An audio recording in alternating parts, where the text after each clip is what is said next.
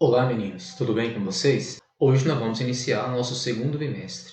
A nossa primeira videoaula de hoje, nós vamos trabalhar Rússia e SEI.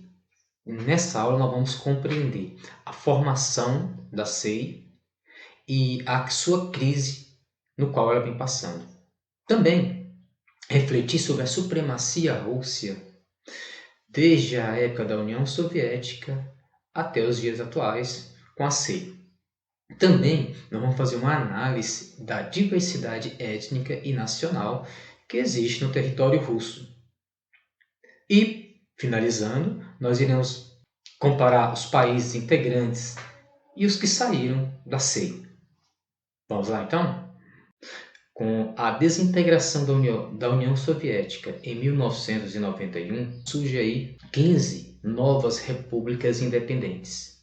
Muitos países integrantes do antigo bloco socialista, eles perceberam que tinham profundas ligações políticas e militares, ou seja, a desintegração não poderia acontecer da noite para o dia.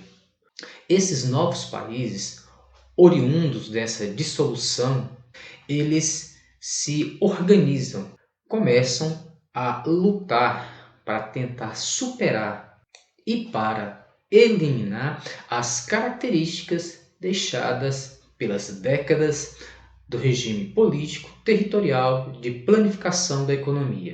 Com a formação da SEI em 1992, nem todas as repúblicas soviéticas aderiram à SEI. As repúblicas bálticas, que nós podemos observar no mapa aqui, Estônia, Letônia e Lituânia, não passaram a fazer parte da SEI.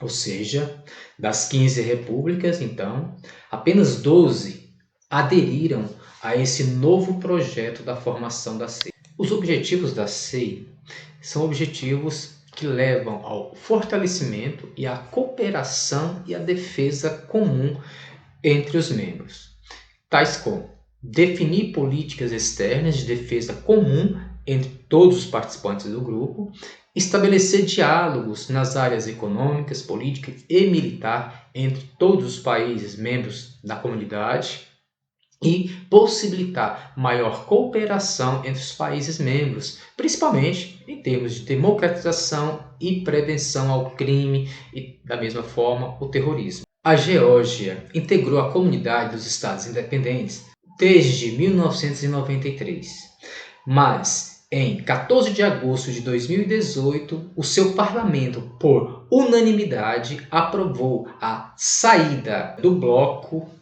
devido ao apoio russo às causas de independência da Abcásia e da Ossétia do Sul, regiões que pertenciam à Geórgia.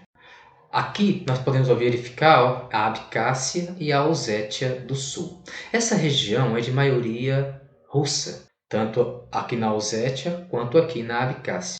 Devido a movimentos georgianos nessas regiões aqui, e uma certa opressão do governo da Geórgia sobre povos russos dessas duas regiões, isso motivou a Rússia a entrar, ou seja, ocupar essas áreas através mesmo das forças armadas, e isso acabou gerando confronto militar entre a Rússia e a Geórgia. Então, ou seja, essas duas regiões ganharam a independência com o apoio da Rússia, gerando um conflito internacional aí, e que motivou também a Geórgia a se afastar da influência russa, ou seja, hoje ela se aproximou mais da influência americana.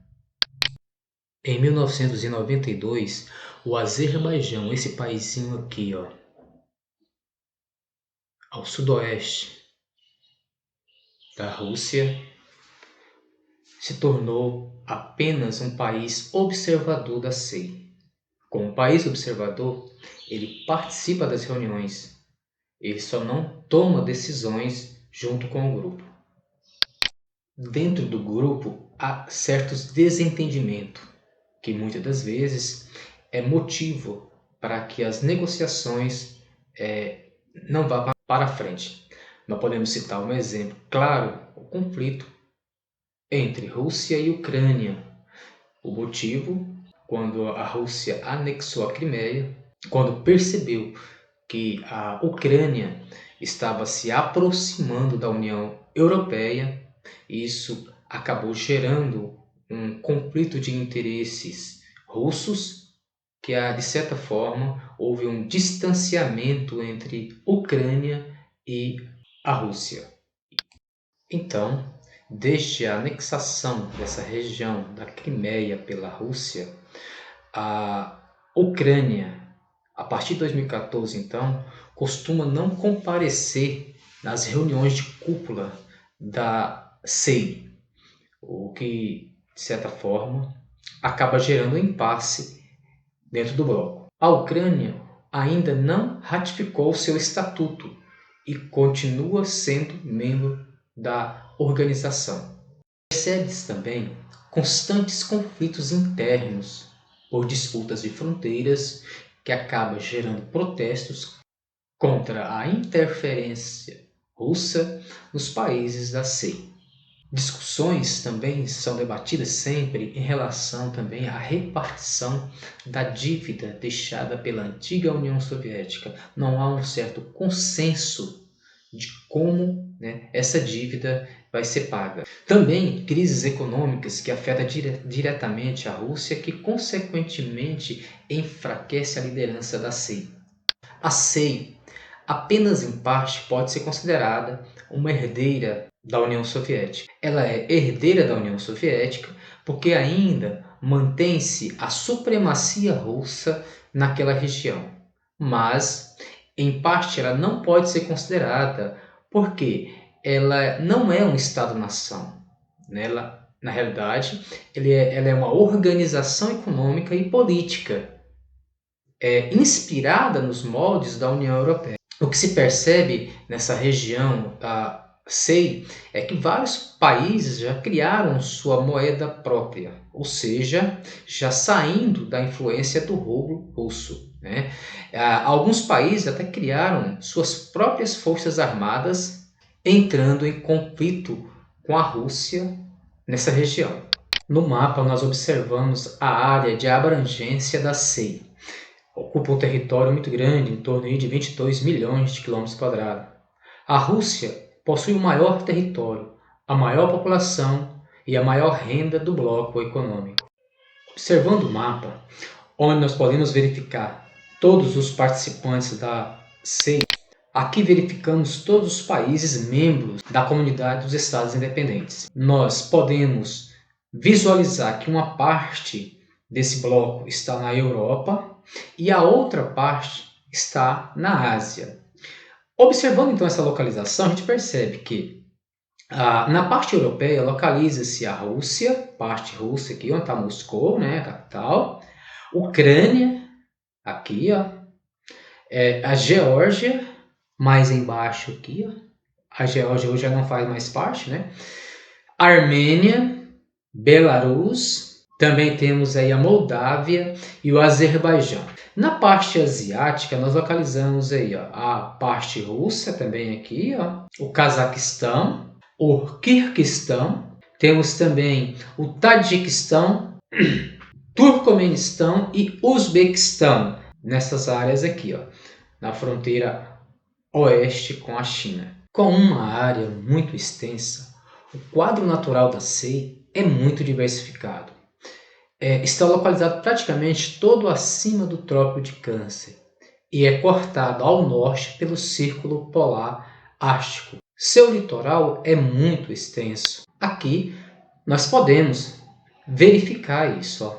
O Círculo Polar Ártico, que se passa bem ao extremo norte da Rússia e da região europeia. E aqui abaixo nós localizamos o Trópico de Câncer, ou seja, toda essa região que se localiza aqui da CEI está localizada acima do Trópico de Câncer, numa região temperada e de média latitude. O território da CEI é banhado por 2 oceanos, ao norte pelo Oceano Glacial Ártico e a leste pelo Oceano Pacífico. E pelos mares Báltico, Negro, aqui, e Mar Cáspio e o Mar de Aral.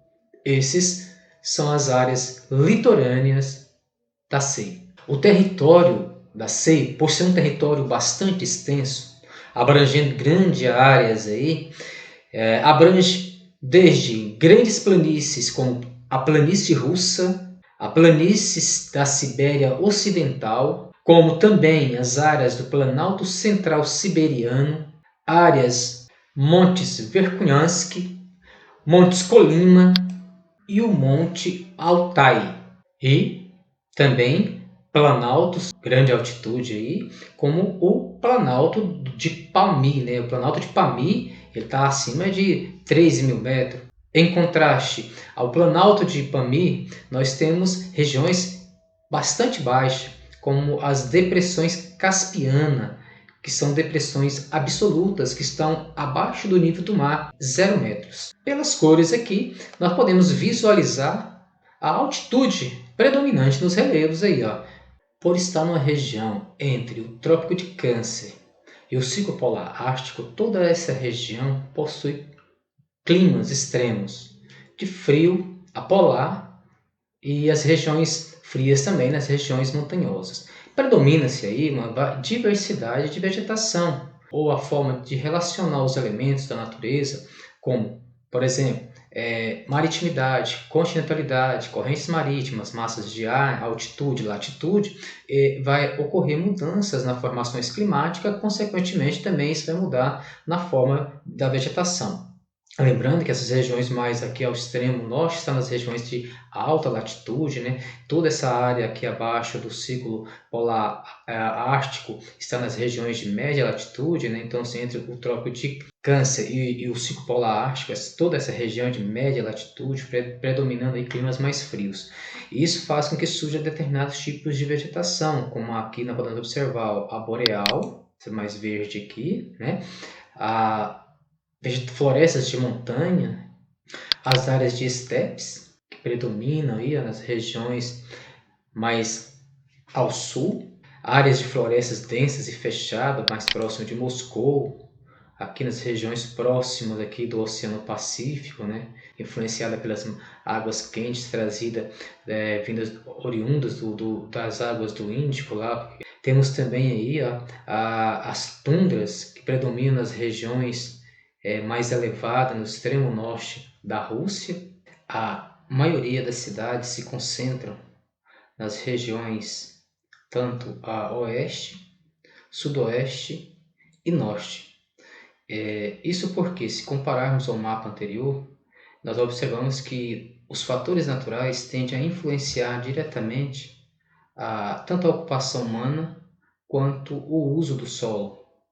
Primeiro que essas regiões que compõem a SEI, elas estão na região temperada, onde sofre influência de invernos rigorosos, o que causa durante o ano grandes transtornos.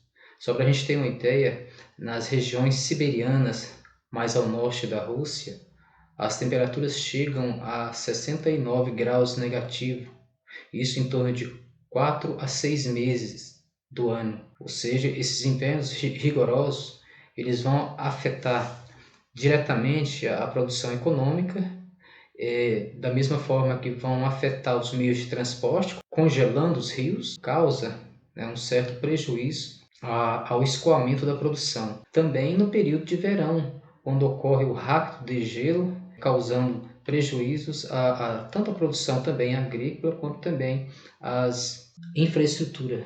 Bom, meninos, finalizamos por aqui. Faça as atividades que são programadas para serem feitas. Até mais.